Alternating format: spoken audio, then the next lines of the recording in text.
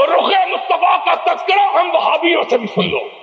ام معبد نے کہا خوبصورت مسافر آج ہی گھر میں بولیا نہ ہوا، آج تو گھر میں کچھ بھی نہیں ہے، میرے آقا کی نظر سہنے خیمہ میں پدی ہوئی بکری پر پڑی، مدتوں سے جس کا دودھ خشک ہو چکا۔ کہا اماں کھانے کو کچھ نہیں تو اس بڑھیا بکری کا دودھ ہی پلا دے۔ ہائے ہائے، اب ایک ہی دفعہ دیکھا ہے، پھر نگاہ اٹھانے کی ہمت نہیں ہے، نظریں جھکا کے کہنے لگی اس نے تو دودھ دینا کئی سال سے چھوڑ رکھا ہے۔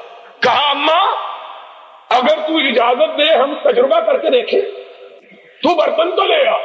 ماں کہتی ہے، ام معبد کہتی ہے دل میں ہنسی لیکن چہرے کا جلال اتنا تھا انکار کی جرت نہیں ہو سکی۔ چھوٹا سا برتن اٹھا کے لے آئی، اس کو کیا پتا ہے کہ یہ کون آیا ہے۔ اس نے کہا یہ اجنبی ہے، مسافر ہے، بھوکا ہے، ضد کر رہا ہے، چلو اپنی ضد دیکھ لے۔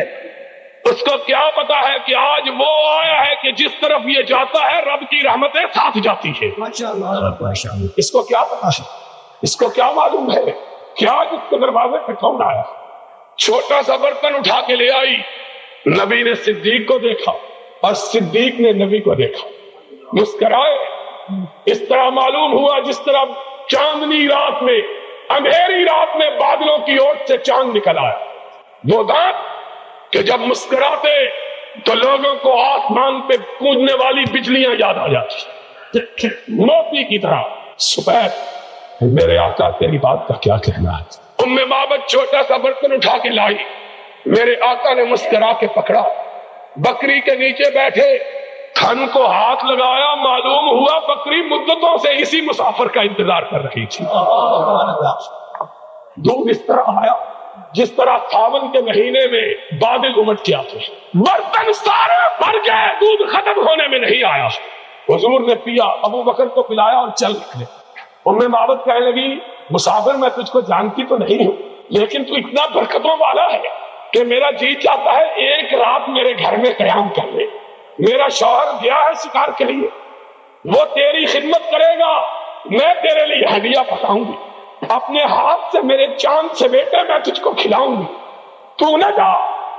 اور میرے آقا کی زبان سے نکلا نہیں، عرش والے نے نکلوایا، ما ينطق عن الهوى۔ کہا ماں میں جانے کے لیے تھوڑا آیا ہوں، میں پھر پلٹ کے آنے والا ہوں۔